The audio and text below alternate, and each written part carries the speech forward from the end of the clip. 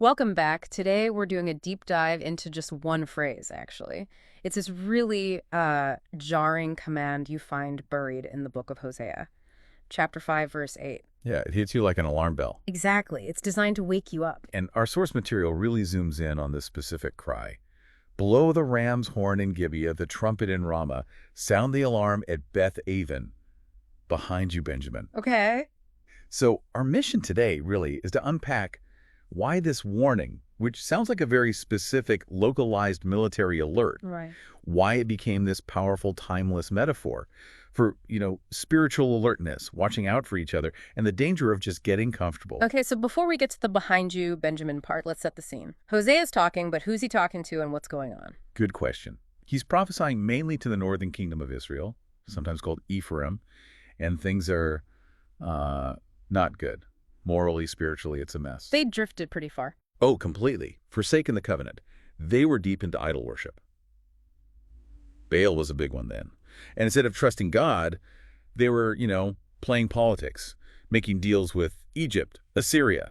Trying to secure peace through alliances, not faith? Exactly. They were still going through the motions of religion, maybe, but their actual loyalty, gone.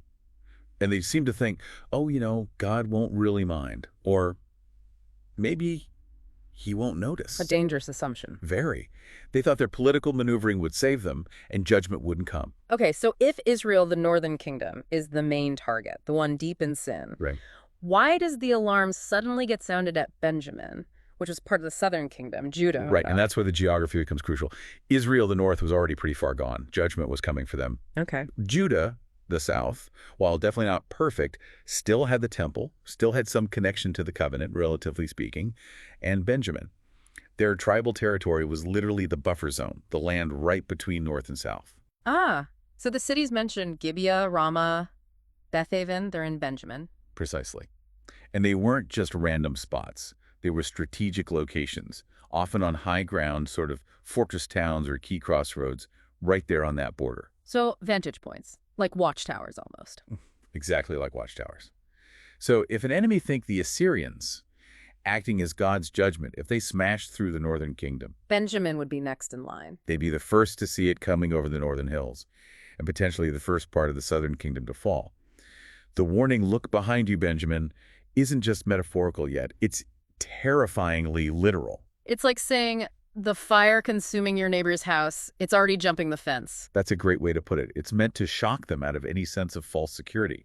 The judgment aimed at Israel won't stop neatly at the border. It's coming for you. Okay, that makes sense militarily. But you said it became a spiritual metaphor. How does that work? If Benjamin was, nominally on the better side with Judah, why the urgent warning about Israel's sin? Because their physical location mirrored their spiritual vulnerability.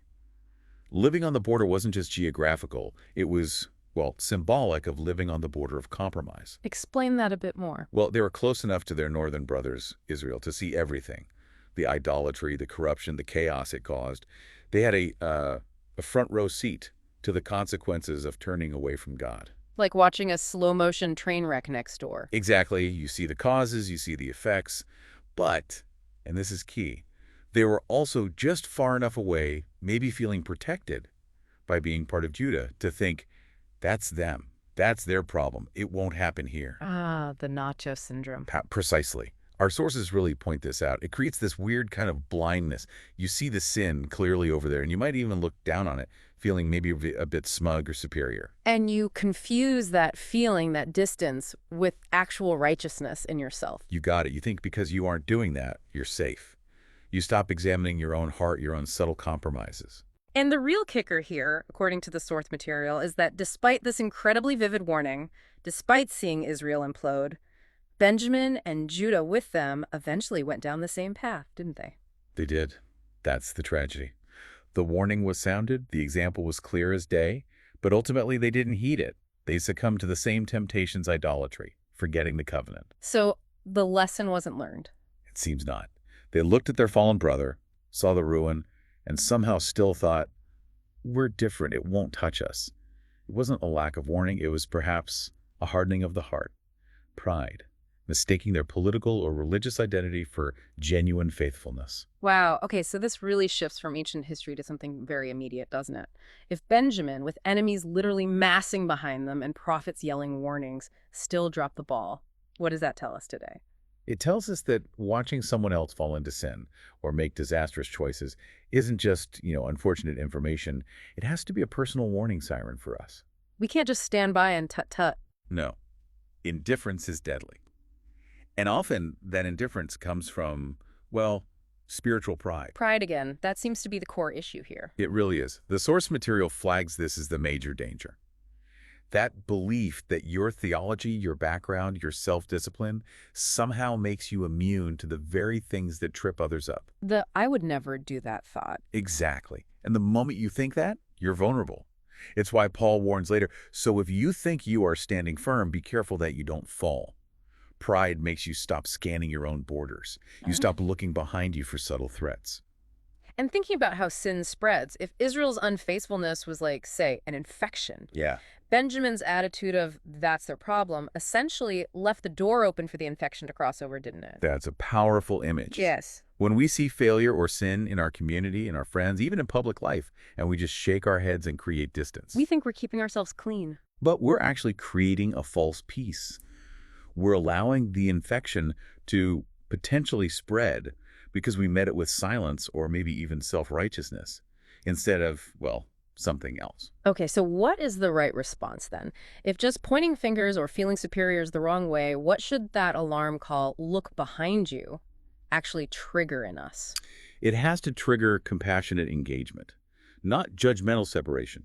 The warning isn't just save yourself. It's also a call to look at the person who stumbled and ask, how can I help? So it shifts from self-preservation to restoration. Exactly. The goal has to be restoration. Our sources point to that guidance in Galatians. If someone is caught in a sin, those who are spiritual should restore that person gently. That's the active, non-complacent response. Seeing the danger sign mobilizes you to help, not just to criticize. And restoring gently sounds like more than just a quick rebuke. Oh, much more. It means caring deeply. It means speaking truth, yes, but in love. It means praying with them and for them, guiding them back without making them feel condemned or judged by you. It means recognizing their struggle is, in a way, our struggle too. A warning for the whole community. Absolutely. Remember, the tribes were meant to be one family, one body. A wound in one part affects the whole. A community, a church, a family. It isn't strong because it pretends sin doesn't happen or because it casts out anyone who messes up. It's strong when it deals with it. Right. Yeah. When it can confess sin, confront it honestly, and work together gently to restore those who've fallen. Hosea's cry to Benjamin. Ultimately, it wasn't just about the Assyrian army. That was the symptom. The real enemy was internal. Spiritual decay, indifference, pride. That was already inside the gates. That really deepens the meaning. It's military, it's spiritual, it's personal, it's communal, all in that one phrase. Okay, let's try and boil this down. What are the absolute key takeaways from "Look Behind You, Benjamin"? I think we can pull out 3 core lessons from our sources. First, the nearness of sin.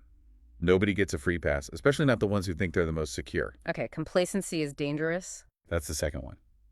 The danger of complacency and pride. Mm. The minute you feel superior because someone else stumbled, that's your biggest red flag. Got it. And third, the urgency of restoration. Seeing danger or failure demands action, compassionate, gentle action, not just judgment or distance. Right. Okay, so to make that really practical for everyone listening, let's turn those lessons into maybe 3 actions based on what the source material suggests. First, look behind you. Yes. Learn actively from the mistakes and failures you see, whether historical or happening right now. Don't use it for gossip. Use it as fuel for your own humility and vigilance. Second, look beside you. Actively work to strengthen the people around you, your family, friends, your community. Be watchful for them. Be ready to restore gently. Speak truth kindly. Pray for them. And finally, look above you. Absolutely. Remember where true strength and forgiveness come from. It's not about relying on your own goodness, but on God's grace and power to uphold you and restore others. Look behind, look beside, look above. Powerful. And maybe one last thought to leave you with, something to chew on today. Think about a specific failure or compromise you've seen recently, maybe in the news, maybe closer to home. Okay. If Benjamin, with a literal army approaching and prophets shouting, still missed the warning signs in their own hearts because they were focused on Israel's bigger, more obvious fall, Hmm. What subtle warnings might you be missing today? What compromises on that border in your own life, maybe related to integrity, ambition, bitterness, indifference, are you ignoring right now?